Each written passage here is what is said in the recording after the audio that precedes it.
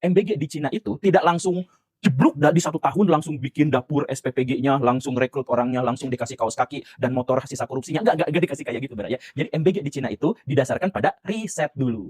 Dicari daerah-daerah, dicari sekolah-sekolah. Nih, sekolah ini kurang apa? Oh, sekolah ini kurang luas sehingga lapangan olahraganya kurang. Itu nggak dikasih MBG, tapi dicarikan solusi untuk mendapatkan tambahan tanah.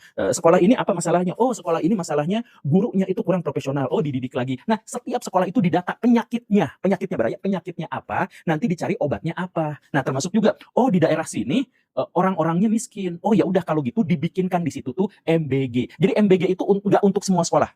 Makan siang itu wajib sekolah menyelenggarakan, tetapi negara turun tangan untuk menyediakan makan siang itu hanya untuk sekolah tertentu saja yang memang kebutuhannya di sana. Nah, anggaplah ya, satu sekolah memang kekurangan dana untuk menyediakan makanan untuk siswa-siswanya. Maka yang dilakukan itu apa? Bukan menurunkan MBG dengan berbagai omprengnya, bukan, tetapi sekolah itu langsung dikoneksikan dengan pasar lokal.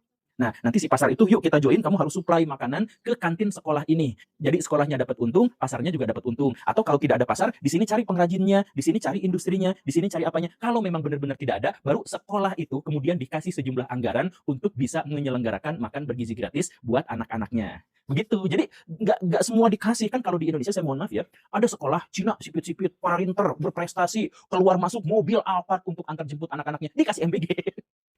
Karena apa? Karena nggak peduli sama diagnosis, nggak punya penyakit soal itu pun, nggak ada kesulitan soal itu pun, dikasih MBG. Kalau di Cina nggak dilihat dulu masalahnya tuh apa. Kalau sekolah ini atapnya jebol, diperbaiki atapnya. Kalau di sebuah sekolah masalahnya adalah kurang ruangan, dikasih dulu ruangannya. Kalau sekolah ini bermasalah karena akses terhadap kota terlalu jauh, maka didekatkan jaraknya. Kalau misalkan ada sebuah sekolah yang guru-gurunya ternyata kurang piawai, kurang profesional, ya anggaran untuk pelatihan gurunya yang diperbesar. Jadi semua sekolah dikasih anggaran besar. Tetapi untuk apa? Itu beda-beda sesuai dengan riset. Riset sesuai dengan diagnosis penyakitnya apa di sana.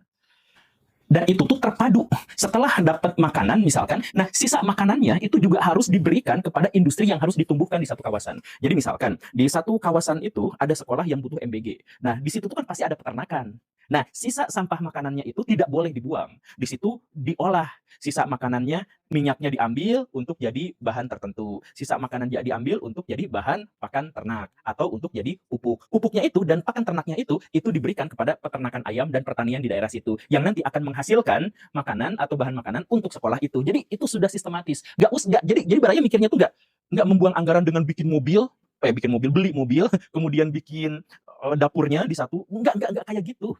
Daerah situ tuh butuhnya apa? Di sini ada nggak peternakan? Di sini ada nggak pasar? Di sini ada nggak? Semuanya dilibatkan terkait di situ. Jadi anggaran yang dikucurkan nggak terlalu besar, tetapi perputaran ekonomi di kawasan itunya menjadi jauh lebih besar.